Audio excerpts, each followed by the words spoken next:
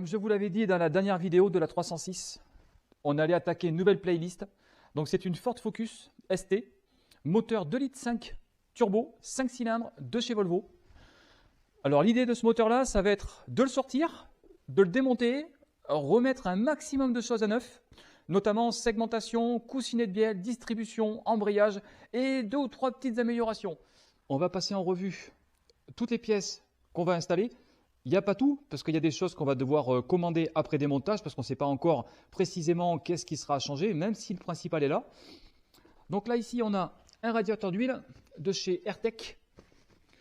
Donc, jolie pièce, hein. Ici, c'est les tuyaux qui vont avec. Donc, c'est quasiment du plug and play. Il y aura peut-être des petites pattes à faire, mais sinon, ça va se monter sans problème, hein. C'est pour remplacer la modine d'origine, hein. Ici, on a un manchon d'admission en silicone. Ici, nous avons une bar stab de marque Whiteline. Donc celle-là, pareil, hein, on va l'installer quand on aura sorti le moteur, hein, ce sera beaucoup plus simple. On va avoir un triangle aussi à poser. Ici, on a un échangeur gros volume. Donc ça, pareil, hein, ça va venir se mettre en lieu et place de l'échangeur d'origine. Il y aura juste des petites pattes qui vont être à faire pour le fixer ici, là, par en dessous. Par en dessous ou par au-dessus. Non, non, c'est les pattes d'en dessous. Ici, nous avons tous les joints pour la partie basse du moteur. Ici, on a un kit de distribution de marque SKF avec la pompe à eau. Ici, nous avons des supports moteurs de marque Powerflex. Alors, c'est juste des cales qu'il faut venir rajouter en fait, hein. Alors, si j'arrive à le sortir, là, ça ressemble à ça. Donc, il y en a deux, un pour le côté distribution et un pour le côté boîte. Le deuxième, il est là, hein, c'est quasiment la même chose. Ici, nous avons un downpipe en diamètre 76 avec son catalyseur. Nous avons de la visserie ARP pour les bielles. Pochette de joint pour la partie haute du moteur. Alors, il va y avoir beaucoup de pattes à joint. D'ailleurs, dans la pochette de joint, ils fournissent directement la patte, hein. Chez Ford, ils aiment bien la patte à joint. Ça tombe bien, moi aussi, j'aime bien. Ici, nous avons un thermostat d'eau. Ici, on a le kit de courroies d'accessoires. Donc ça, c'est pareil, hein, c'est du classique, c'est du SKF, hein. Voilà. Donc ça, c'est parfait. Ici, c'est la pièce la plus jolie. C'est le plénum d'admission. Je vous montrerai après, hein, le plénum d'origine. Donc le collecteur, en fait, c'est d'origine, il est en plastique, c'est vrai qu'il est immonde, hein. Cette pièce-là, elle est quand même très, très, très jolie. Surtout en noir comme ça, noir métallisé. C'est très, très joli. Ici, on a un kit embrayage. Donc, kit embrayage d'un côté, volant moteur de l'autre. Donc, ça, c'est un kit de Ford Focus RS. Donc, pareil, hein, ça se monte plug and play. Voilà. Donc, il y a vraiment il y a un petit peu de taf, hein. Ça, c'est clair. Alors, c'est une motorisation que je ne connais absolument pas. Donc, on va la découvrir ensemble au fur et à mesure dans les vidéos, hein, parce que c'est vrai que j'ai jamais démonté de moteur Volvo. Donc, ben, ça va être la première. Mais ça va bien se passer, hein, il n'y a pas de raison. Hop. Voilà. Donc voilà la partie plénum en fait, hein, c'est un collecteur d'admission en fait, hein, mais c'est moche. Je sais pas comment ils ont fait ça, mais c'est moche, hein. Bon, il y a déjà un corner à mer. Donc il y a eu quelques modifications de fait, hein. Cette voiture-là, elle a un stage 1. Voilà. Alors elle fonctionne très très bien, hein. C'est juste voilà, lui redonner un petit coup de jeune en fait, hein. Ouais, jolie voiture, hein. Moi j'aime beaucoup. Alors vous allez voir, elle est très très propre, hein. C'est un modèle, moi j'aime beaucoup, hein, ce bleu comme ça, avec les jantes alu peintes en noir, les vitres légèrement teintées à l'arrière, je la trouve juste magnifique. Légèrement rabaissée comme ça, je trouve que ça lui va super bien. Notamment à l'arrière, ce que j'aime beaucoup, c'est le diffuseur en style un petit peu DTM.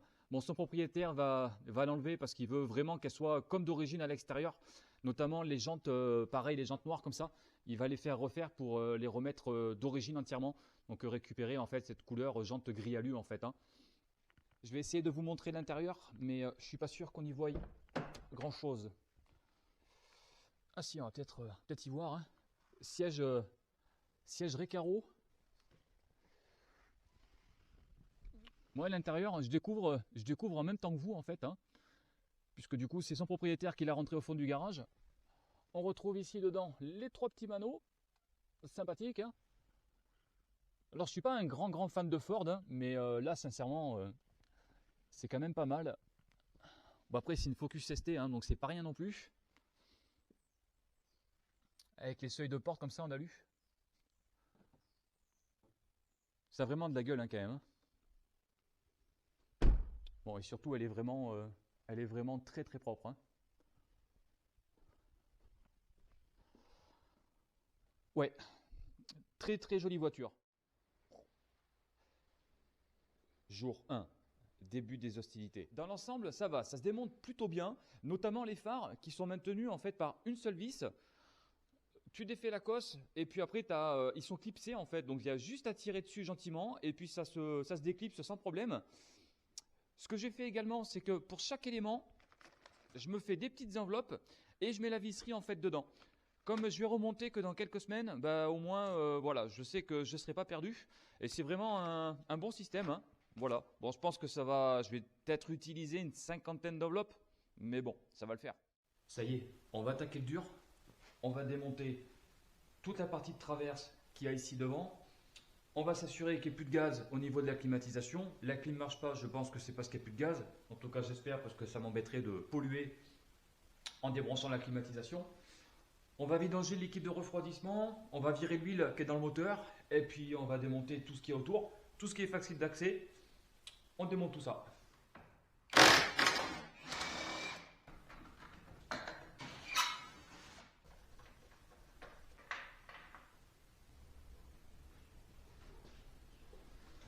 C'est que ça passe juste. Impeccable. Ok, la première traverse est enlevée. Maintenant, on va s'attaquer à la grosse.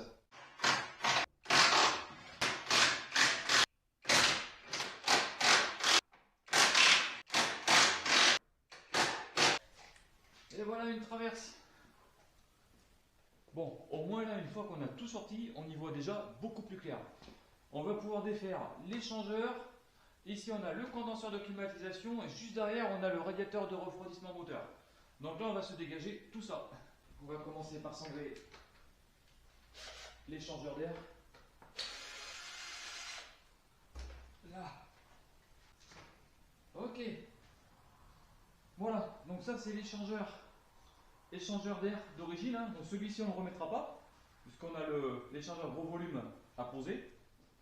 On va s'attaquer au condenseur. Déjà, on va voir s'il y a du gaz dedans. J'espère qu'il n'y en a pas. Non, ça va, c'est que de l'air.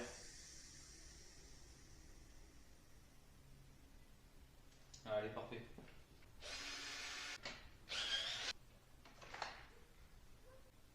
À mon avis, je pense que là, on a un tuyau de clim qui est bien grippé.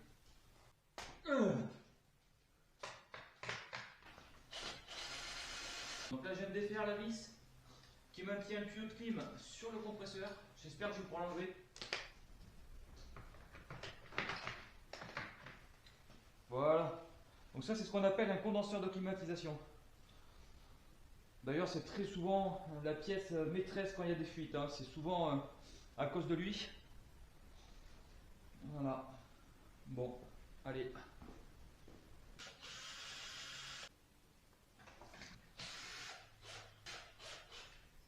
Je vide le reste du liquide de refroidissement.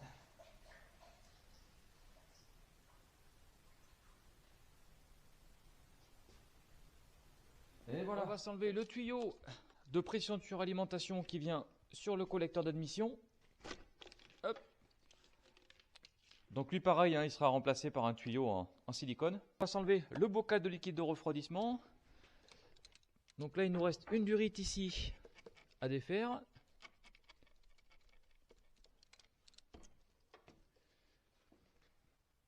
Ok. Et ensuite le bocal, lui je pense qu'il est juste emboîté.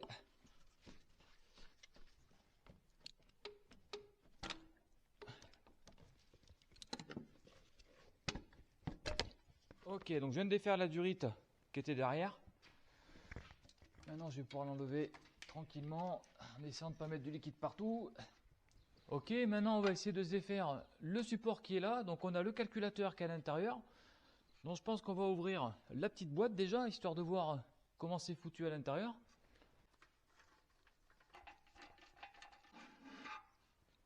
Ok, donc là on peut voir le calculateur. Alors je sais pas si on va le voir sur la caméra. Sinon il faut que je me tourne la tête. Bon, allez, on va défaire. Ah bah super, ils sont pétés les prises. Ah bah ils sont gentils. Ça, à mon avis, ils ont dû le péter à la pause. Ah bah oui, la prise elle est pétée là. Ok. Celle-là, elle est comment celle-là? Ok, celle-là. Celle-là est viable. Malgré que la prise soit cassée, j'ai réussi tant bien que mal à l'enlever. Parce qu'en fait, la partie haute, quand on tire sur la languette, ça vient reculer en fait ces parties-là, là, et en même temps, ça vient lever la patte. Donc quand c'est cassé, bah, c'est pas cool. Voilà.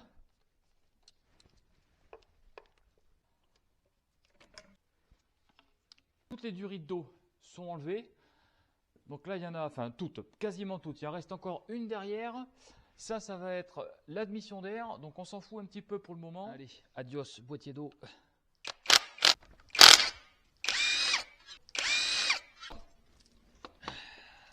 Voilà. On va s'attaquer au reste du circuit de climatisation, histoire qu'on n'ait plus les tuyaux qui nous gênent pour sortir le moteur. Donc là, il nous reste celui-ci en sortie de compresseur. Voilà. Comme ça, même s'il reste là, comme ça, bien sur le côté, je sais que ça ne me gênera pas. Là, la partie faisceau, on peut la laisser pendouiller pour le moment, c'est pas gênant. Là, ce que je vais faire, je vais débrancher un maximum de parties de faisceau. Je vais les noter en même temps et je vais tout dégager parce qu'apparemment le faisceau, il arrive du côté conducteur et il vient là. Donc si je débranche tout ici, je vais pouvoir tout envoyer là-bas et ça va être une bonne chose. Voilà, là c'est place nette, on n'a plus rien qui nous gêne devant. Le faisceau, je l'ai étiqueté quasiment partout. Comme ça, je vais pouvoir me rappeler précisément à quel endroit je vais remettre toutes ces prises. Parce que si c'est dans plusieurs semaines, bah, je risque de galérer un petit peu à me rappeler de tout ça. Donc voilà, donc là, de ce côté-là, tout est fait, tout est nickel, quasiment tout est enlevé. Hop. Voilà. Bon, bah du coup, voilà, les deux pièces sont venues quasiment ensemble. Bon, mais ça c'est impeccable. Alors, on va débrancher ce que je suppose être des électrovannes, certainement un système de calage variable des Abracam. Bon, il y a même de fortes chances pour que ce soit ça, de toute façon, je vois pas ce que ça peut être d'autre. Système de VVT quoi. Tac, tac, tac, tac. Et la dernière bobine. Voilà. Ok, bon le faisceau il est un peu serré là-dedans. Hein. Allez, on s'enlève les fils de masse. Voilà. Ici, on a les capteurs d'Abracam. Ok, comme ça, c'est débranché. Tout ça, c'est fait. Allez, on va se sortir les bobines.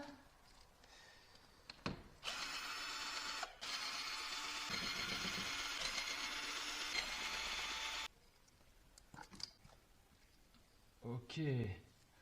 Bon, on peut voir que le joint de couvre-culasse, ça fuit quand même pas mal.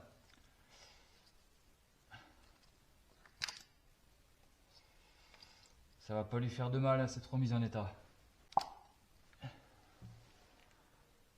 Bobine Vovo.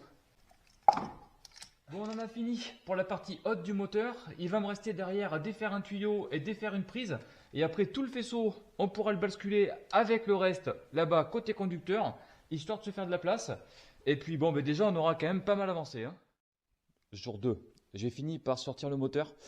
Il y a plein de choses, enfin plein de choses. Il y a quelques petites choses que j'ai fait en fait hors caméra parce que j'ai pas pris le temps en fait de filmer et c'était plutôt laborieux. Disons que le moteur en fait il rentre dedans au chausse-pied, hein, sincèrement. Ceux qui font de la distribution sur ces voitures-là, moi je leur dis chapeau parce que en fait le moteur il est à ça par rapport au longeron et encore sincèrement il y a pas de place. Donc ce qui me restait à faire de ce que j'ai fait hors caméra, c'est que déjà j'ai défait la descente ici. Il y avait l'antibasculeur qui restait à sortir, la tringlerie de boîte qui est ici. Enfin voilà, quelques petites choses, hein, des durites, quelques conneries.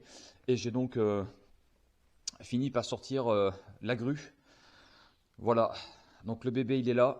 Je vais sortir la boîte de vitesse. Son propriétaire va l'amener à faire réviser complètement. Donc là, je vais la démonter, je vais la sortir. Et puis après, on va essayer de se mettre le moteur directement sur le support moteur.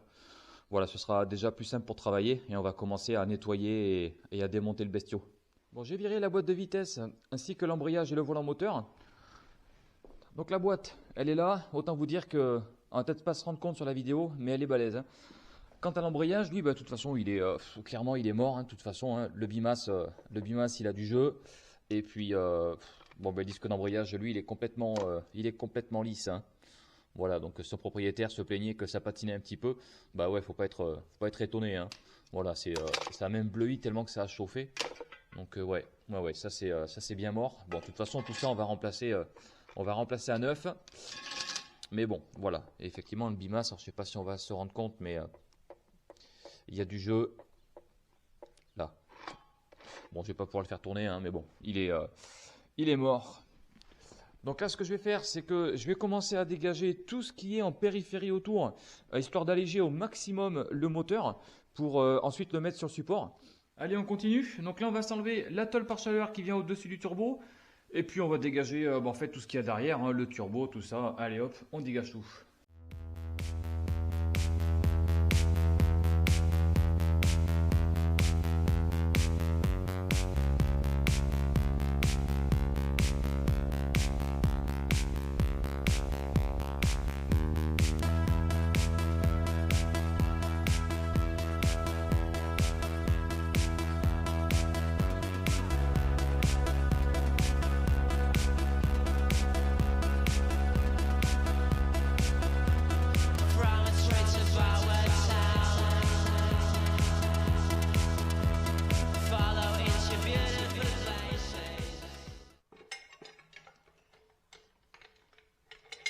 Voilà.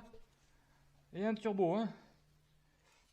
Bon, le joint de collecteur, je suis pas sûr que ce soit normal qu'il parte en morceaux comme ça, hein. Donc on va considérer qu'il est mort.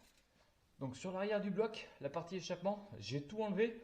On n'a plus rien qui nous gêne. Je vais tourner le moteur et on va s'attaquer au côté courroie d'accessoires.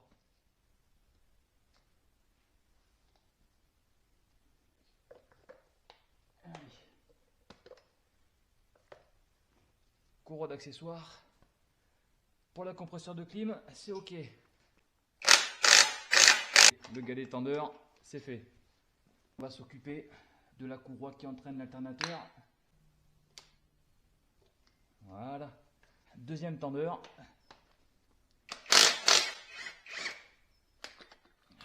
Voilà. On va également s'enlever le cache. Alors, il a l'air d'être juste clipsé. Mais voilà, magnifique. Pour le moment, je ne vais pas toucher à la distribution.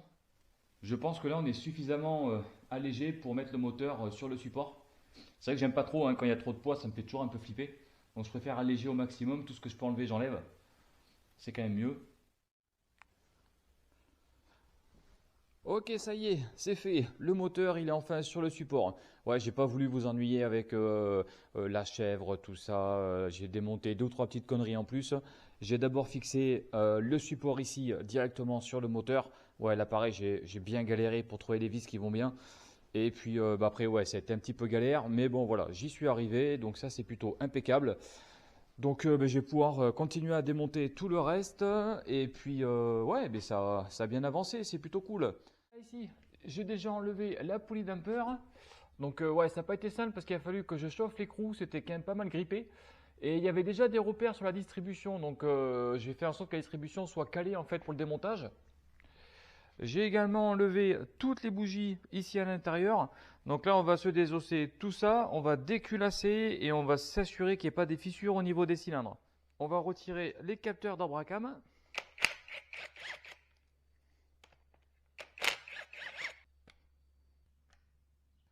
Comme la distribution est calée, je peux réenlever le cache. Parce que les repères donc de calage sont sur le cache moteur.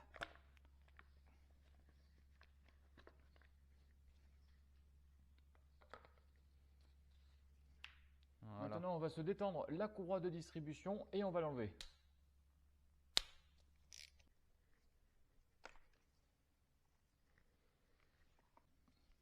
Voilà.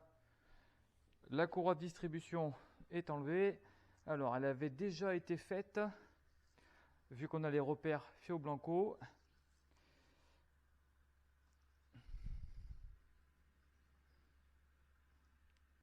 Et bien, on a bien fait de mettre les mains dedans. La courroie, elle est pourrie. J'ai retiré le galet tendeur de distribution. On va s'enlever le galet enrouleur.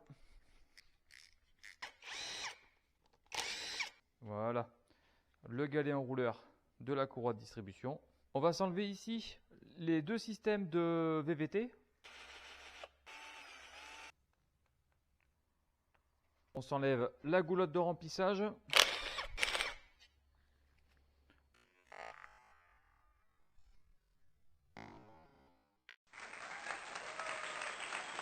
La goulotte, elle est enlevée. Là, ce que je vais faire, c'est que je vais enlever rapidement tout ce qui traîne autour de la culasse. Et puis après, on va s'enlever le couvre-culasse. Bon, je vous fais un retour rapide de la situation. En fait, là, on est le lendemain. J'ai fini par enlever la cinquantaine de vis qui maintiennent en fait le couvre-culasse. À savoir que 90% des, enfin je vais même dire 98% des moteurs, tu enlèves le couvre-culasse et après tu as des paliers qui viennent se visser en fait sur les arbres à cam. Sur ce moteur-là, le couvre-culasse, en fait, en même temps, il fait palier. Ce qui fait que bon, déjà, c'est monté à la patte d'origine pour que ça soit étanche. Et une fois que tu as enlevé la cinquantaine de vis, en fait, tu pries le bon Dieu pour que le couvre-culasse veuille bien s'enlever. Moi, j'ai pas eu cette chance. J'ai passé plus de 2 heures à enlever le couvre-culasse. L'idée, c'était de le faire monter tout doucement, sans venir en fait abîmer les portées qui sont là, parce que si tu viens les abîmer, après du coup, tu as un haut moteur qui n'est plus étanche. Donc ouais, j'ai bien galéré et c'est pour ça que j'ai pas filmé. Sinon après tout le reste, hein, j'ai enlevé la pompe à eau, tout ça. Avec le couvre-culasse, il y a un arbre à cam qui est venu avec. J'ai tout posé ici. Voilà, comme tu peux voir, hein, le couvre-culasse est là. L'arbre à cam, lui, il est resté collé dessus. Donc ce que j'ai fait, c'est que j'ai tout fait venir ensemble et puis je l'ai séparé tout à l'heure. Donc ouais, une belle galère. Bon, ça a l'air d'être de la belle mécanique hein, quand même. Hein. Bon après la culasse, elle, de toute façon, on va l'enlever et elle va être remplacée par une qui aura été refaite à neuf par Gaïa d'ailleurs, qui est une chaîne YouTube hein, qui fait que du Ford. Voilà, si vous voulez jeter un œil, n'hésitez pas à aller voir un petit peu ce qu'il fait. Ouais. Donc là, ce qu'on va faire, c'est qu'on va se défaire le deuxième arbre à cam et puis ensuite, on va se desserrer les goujons de culasse qui sont ici au fond. Là, on va pas les voir et puis on va s'enlever la culasse. Hop. On peut même voir qu'il y a des espèces de segments. À mon avis, ils doivent être là pour le système de VVT.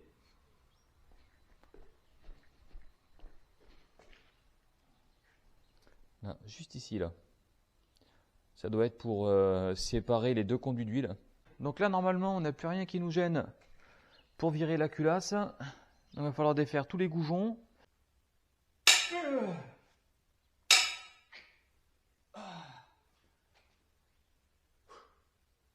La culasse, elle est serrée, mais c'est un truc de malade. Je vais continuer hors caméra parce que je sens que ça va être long et ça va être très chiant. Bon, je viens de desserrer tous les goujons. J'en suis encore essoufflé. Alors tu m'as entendu hein, forcer et sincèrement tous ils étaient serrés comme ça. Les 12, j'en ai chié. J'étais obligé de prendre un tube avec une rallonge de quasiment 1 mètre. Et le support moteur qui est sur roulette, donc du coup ça n'arrête pas de bouger. Un enfer. Mais bon, j'y suis arrivé. Ensuite j'ai tous desserré. Donc là maintenant on va s'enlever tous les goujons. Le dernier. Donc là normalement la culasse devrait venir sans trop de difficultés. Normalement.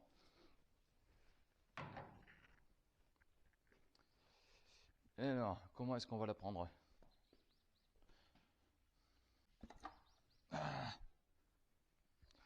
Ok, allez, go. Je lui ai fait une petite place sur l'établi. Voilà. Ok. Alors, maintenant, c'est là où il va falloir bien regarder, voir s'il y a de la fissure ou pas. Donc déjà, on va s'enlever le joint de culasse.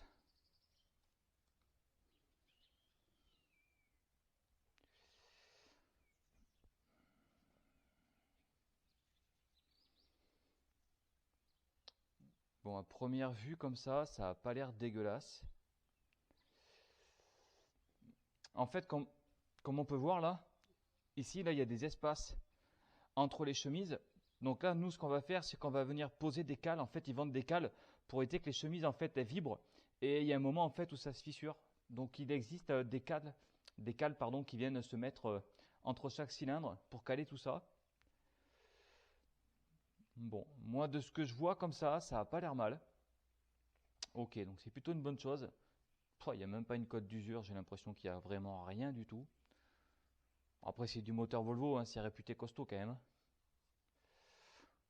Bon, a priori, pas de fissure, donc c'est déjà une bonne nouvelle pour son propriétaire. On peut voir qu'à l'intérieur, hein, tout est plutôt propre, correct. C'est plutôt une bonne chose. On a un bloc qui est plutôt sain quand même. Hein. Allez, impeccable. Eh bien, on continue à démonter tout ça, puisqu'il faut sortir le vilebrequin. Maintenant, on va se dégommer le carter d'huile. Si tu es venu jusque-là, marque-moi dans les commentaires Volvo. Allez, c'est parti. Donc là, normalement, il n'y a plus de vis. Je crois que les moteurs Volvo doivent coûter plus cher en vis qu'en ingénierie. Voilà. Eh bien, c'est impeccable tout ça. Bon, la crépine d'huile, elle est maintenue qu'avec 2 vis. Après, il y a juste à tirer dessus, ça s'enlève plutôt bien.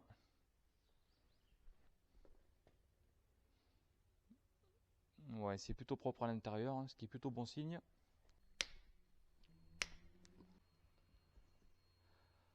Joint, joint, joint. Petit mémo personnel, là j'ai pas le joint, on va aller voir tout de suite s'il n'est pas sur le carter d'huile.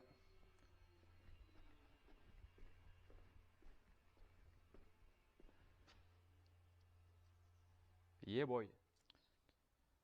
Ok, chapeau de bielle, on a le coussinet qui est venu avec. Eh bien c'est plutôt nickel, hein. Sincèrement. Oh, c'est comme neuf on dirait. Bon, j'ai sorti le premier piston.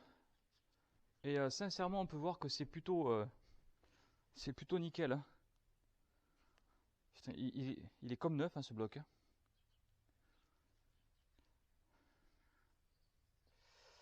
Ok.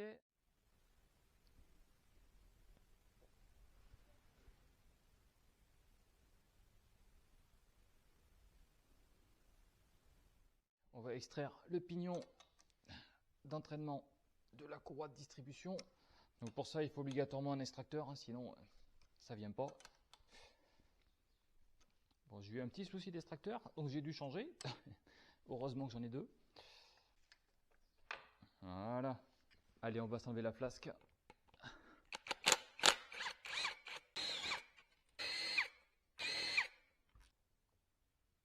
Voilà. Nickel.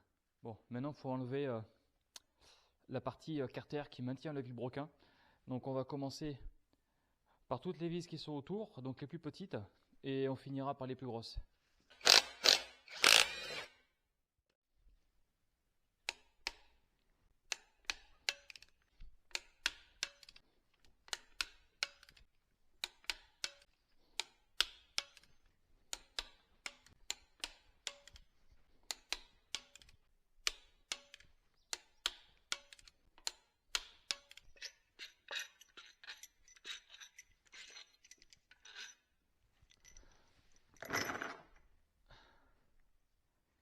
J'ai normalement enlevé toutes mes vis. Donc maintenant, il n'y a plus qu'à prier pour que ça vienne bien et que j'y passe pas 4 heures. Est-ce que j'ai vraiment tout enlevé d'abord? A priori, oui.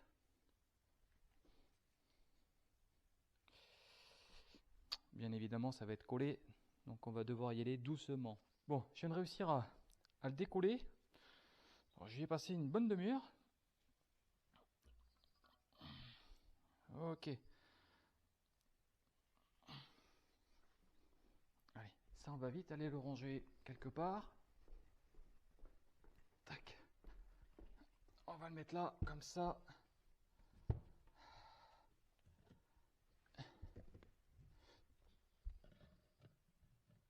Là, on va le caler comme ça. Ok, impeccable. Lui, je pense qu'il va nous faire chier, donc on va l'enlever. C'est le joint speed de Villebroquin. Hop. Et là, normalement...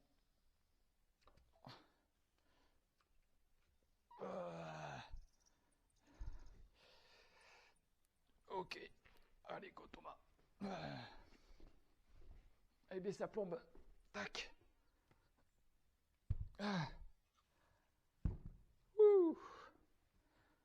Et bien voilà, magnifique. Impeccable. Bon, on va laisser comme ça.